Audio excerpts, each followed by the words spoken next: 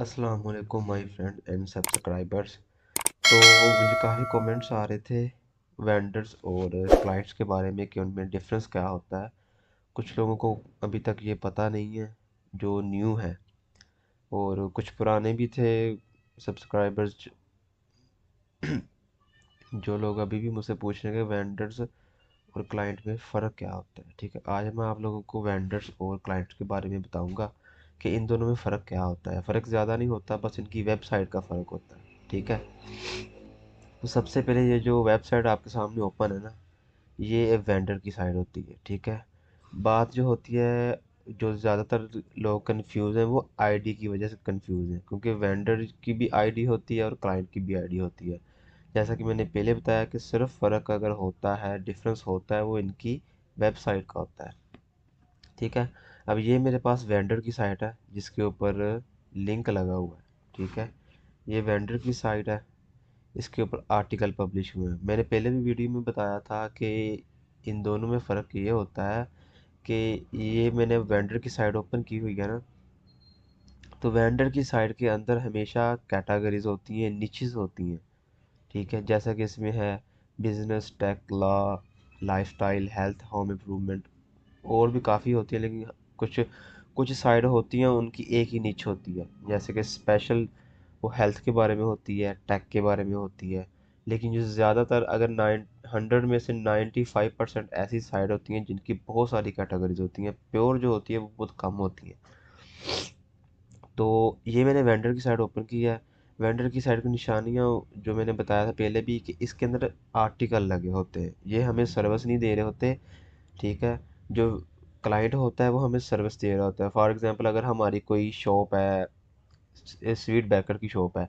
ठीक है, अब हम स्वीट बेकर की शॉप जो है वो ऑनलाइन भी चलाना चाहते हैं। ठीक है, ऑनलाइन सर्विस देना चाहते हैं लोगों को, ताकि लोग हमारी वेबसाइट पे विज़िट करें और उनको पता चले कि हमारी बेकरी पे क्या क्या चीज़ें होती हैं। ठीक है, ऐसे अगर आप लगा लें कि आपकी कोई वर्कशॉप है। ठीक है, आप अपनी वर्कशॉप पे जो सर्विस है वो ऑनलाइन भी देना चाहते हैं, तो जो वर्कशॉप होगी वो सिर्फ वर्कशॉप पे क्या होता है कि वो हमें सर्विस दे रहे हैं। ठीक है, हम उनको सर्विस नहीं दे रहे, वो हमें सर्विस दे रहे हैं। ठीक है, इसलिए उसकी एक ही चीज़ होगी, वो एक ही चीज़ जो जिस पे काम कर रहा है वो वही हमें सेल कर रहा होता है, उसकी सर्विस दे रहा होता है, उसकी वर्किंग होती है। ठीक है, जो होती है वेंडर की साइड, उस पे आर्टिकल्स होते हैं, कैटेगरीज होती हैं। ठीक है, उस पे जो जिस बंदे ने अपनी वर्कशॉप की वेबसाइट बनाई है ना, उसको बूस्ट करवाने के लिए, उसका डीए बूस्ट करने के लिए, उसकी ट्रैफिक बूस्ट करने के लिए वो वेंडर के पास आता है। ठीक है,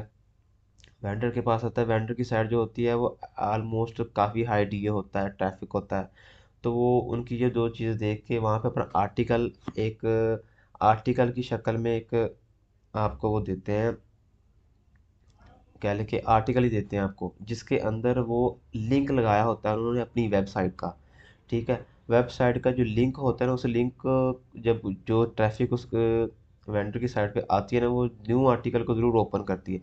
जैसे जैसे वो न्यू आर्टिकल ओपन करती जाती है, वो न्यू आर्टिकल में जब लिंक ओपन करते हैं ना, तो उस वर्कशॉप वाले की वेबसाइट पे ट्रैफिक ज़्यादा होता है, उसकी साइट का डीए ज़्यादा होता है ऑटोमेटिकली। ठीक है, ये मकसद होता है वेंडर की साइड का और क्लाइंट की साइड का। ठीक है, अब ये वेंडर की साइट है, मैंने पुरानी वीडियो में भी बताया हुआ है कि आर्टिकल होता है एक निशानी इसकी, आर्टिकल लगे होते हैं, इनका डीए एटलीस्ट 50 या 40 से अबव होता है, क्योंकि उन्होंने पैसे लगाए होते हैं अपनी वेबसाइट पे, ताकि लोग हमारी वेबसाइट पे आके आर्टिकल लगवाएं और फिर उनको अर्निंग होती है।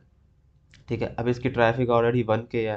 अगर मंथली ट्रैफिक इसकी चेक करें, तो आपको मैंने पहले भी बताया कि मंथली ट्रैफिक चेक करने के लिए आप सिंपली सैमट का जो जो एक्सटेंशन यूज़ कर रहे हैं, इसकी ट्रैफिक के ऊपर आप क्लिक करोगे ना, तो एक नेक्स्ट पेज ओपन होगा, उसके ऊपर वो मंथली जो एक माह में जितने लोग विजिट करते हैं ना, उसकी मंथली टोटल ट्रैफिक शो करवा रहा होता है, और किस किस कंट्री से आ रही ट्रैफिक वो भी शो करवा रहा होता है। कुछ क्लाइंट्स होते हैं वो आपसे मांगते हैं। ठीक है, अब इसकी 4.2 के ट्रैफिक है मंथली, और ये इंडियन ट्रैफिक है। इंडियन ट्रैफिक ज़्यादा है इसमें, यूएस कम है, बाकी ये नीचे पाकिस्तान, फिलिपीन, ये कम है। ठीक है, ये वैसे जो कंट्री सबसे टॉप पे होती है ना वेबसाइट की मंथली स्टैटिक्स में, वो साइड उस कंट्री का होता है। ठीक है, अब ये इंडियन साइड है। ठीक है। अगर आपको कोई पूछेगा भाई इंडियन साइड चाहिए, तो आप इसके स्टैटिक्स में जाओगे तो इंडियन जिसके फर्स्ट पे लिखा होगा वो इंडियन ही कंट्री की साइड होगी।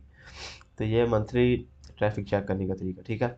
वेंडर की आपका बात, ठीक है। अब वेंडर का ईमेल होता है, ठीक है। वेंडर से कांटेक्ट करने के लिए ज़ाहिर सी बात है हमें उसका ईमेल चाहिए। तो ईमेल ईमेल हंटर से भी देख सकते हैं, अदरवाइज इसका कांटेक्ट होता है लास्ट पे। जैसे गेस्ट पोस्ट का भी ये कैटेगरी दी हुई, ऑप्शन दिया हुआ है। ये कॉन्टैक्ट में, कॉन्टैक्ट में अभी आप देखें यहाँ पे ऑटोमेटिकली वो अपनी आईडी शो करवा रहा होता है, ठीक है। जो वेंडर की साइड होती है, जब आप वेंडर की साइड को कांटेक्ट करने के लिए उसका भी आईडी चाहिए होता है, क्लाइंट की साइड पे क्लाइंट को कांटेक्ट करने के लिए उसका भी आईडी होता है। लेकिन ये होता है कि आपने उन चीज़ों को अलग अलग मैनेज कैसे करना है, ये आप पे डिपेंड करता है। मैं आपको बेसिक सा बता देता हूँ कि आपने कैसे मैनेज करना है। आप सिंपली एक अपनी लिस्ट बनाए, आउटरीच लिस्ट जो होती है, जो वेंडर की साइड आपके पास होती है, जिस पे आपने आर्टिकल लगवाना है, ठीक है। अब ये आउटरीच लिस्ट मेरे पास पड़ी है, इस पे ये सारी साइडें आउटरीच है। मैंने इन सब वेंडर से बात की हुई है, ऐसी डील डन किया है कि मैं आपको एक का आर्टिकल का इतना दूंगा, ठीक है। ये सारी वेंडर है, ठीक है। तो इसका आईडी यहाँ पे रखने का कोई मकसद नहीं है, ठीक है। ज़्यादा खपने की ज़रूरत नहीं होती। आप सिंपली इसका आईडी रखो, इसका स्टैटिक देखो, ठीक है। डीए लिख लो, ट्रैफिक लिख लो और प्राइस, देन इसका जो आईडी है वो आपको लिखने की ज़रूरत नहीं पड़ती, ठीक है। For example first first side का आपके पास आर्टिकल आता है, ऑर्डर आता है, ठीक है। अब आपने ऑर्डर जो आ गया, अब आपने इसकी आईडी ढूंढनी है। आईडी ढूंढने का आसान तरीका होता है कि आप लिस्ट में ना इसको ऐड करो, सिंपली जिस जो आईडीज़ आपने ईमेल्स आपने आउटरीच के लिए रखी होती है ना, उसमें सिंपली सर्च पे जाओ और यहाँ पे वेबसाइट को सर्च करो जिसका आर्टिकल आया, ठीक है। तो ऑटोमेटिकली जो आपकी हिस्ट्री में पड़ी होगी ना, उसके चैट की हुई आपने जो डील की है, वो ऑटोमेटिकली फाइंड कर देगा। तो यहाँ पे ये इसका आईडी मिल गया, डायरेक्ट आप उसके चैट रूम में आ चुके हो जहाँ पे आपकी उसके साथ कन्वर्सेशन हुई थी। तो यहाँ पे आप उसको रिप्लाई करते हो, उसको बोलते हो कि मेरे पास आर्टिकल है, देन उसको आप सेंड कर देते हो, ठीक है। यहाँ पे आईडी लिस्ट में आईडी रखने का कोई फ़ायदा नहीं होता, ठीक है। लिस्ट में आईडी आपने वो रखना है जो आपके क्लाइंट का होता है, ठीक है। मैं सिंपली क्या करता हूँ, मैं अपना मेथड बता देता हूँ, मैं अपने क्लाइंट को कैसे मैनेज करता हूँ, ठीक है। ये पहली बात होगी, वेंडर की साइड दिखा दिया, आपको वेंडर दिखा दिया क्या होता है, ठीक है। ऐसे ही फिर ये एक और वेबसाइट होती है, जैसे मैंने आपको एग्जांपल दी है वर्कशॉप की। तो वर्कशॉप की, अब इस बंदे ने, ये क्लाइंट है, ठीक है, प्योर क्लाइंट है, ये वेंडर की साइड नहीं है। देख ले इस पर कोई आर्टिकल नहीं लगा, वो सिंपली अपनी सर्विसेज के बारे में बता रहा है, अपने प्रोडक्ट के बारे में बता रहा है, और इसके अलावा वो अपना कॉन्टैक्ट देगा आपको। हर चीज़ उसने पेज पे शो की हुई है, ठीक है। ये देखिए इस पे कोई कैटेगरी नहीं, उसकी अपनी कैटेगरी है। क्या है कि उसके टीम टीम चेक करना चाहते हैं, जब ये वेब के बारे में, अगर आप वेब क्रिएट करवाना चाहते हो तो आप इनकी टीम देख सकते हो, टीम में कितने मेंबर हैं, इनका वर्क कैसा चल रहा है, इनके पास टूल कौन से यूज़ करते हैं, ये टेक का है, ठीक है। ये जॉब ऑफर दे रहा है, ये कॉन्टैक्ट है, ठीक है। जो क्लाइंट की वेबसाइट होती है, उसका डीए बहुत कम होता है और ट्रैफिक तो ना के बराबर होती है। तो उसको अपना ये डीए और ट्रैफिक बूस्ट करवाने के लिए इस बंदे के पास जाना पड़ता है जो वेंडर होता है, जिस पे आर्टिकल पब्लिश होते हैं, ठीक है। ये बेसिक सा तरीका है, बेसिक सी आपको मैंने डिफरेंस बताया, कुछ ज़्यादा बारीकी वाला डिफरेंस नहीं इनमें होता। बाकी जैसे जैसे आप काम करते जाओगे, सर्चिंग जितनी अच्छी करोगे ना अपनी, आप लोगों को उतना ज़्यादा पता चलेगा इसमें कि क्या क्लाइंट है और क्या वेंडर है, ठीक है।